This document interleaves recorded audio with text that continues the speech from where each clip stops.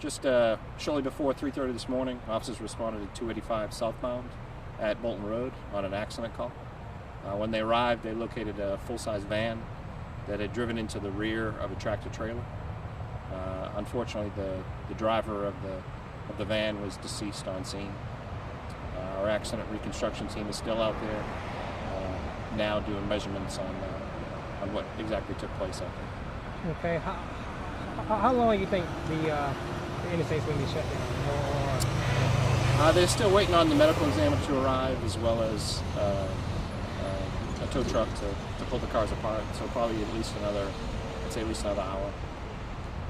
Do you know what may have caused the van to crash into the back of the truck?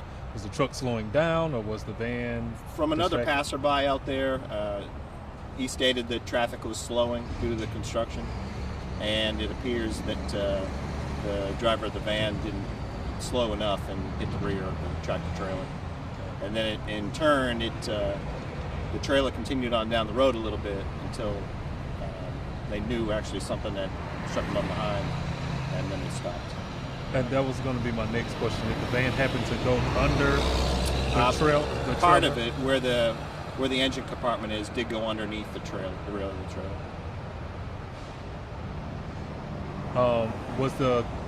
Was there only a single driver in the van? Yes.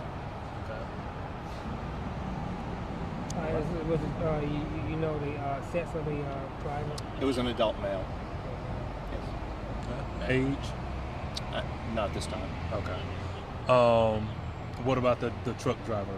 What was his condition? He's uninjured, so Okay. he's fine.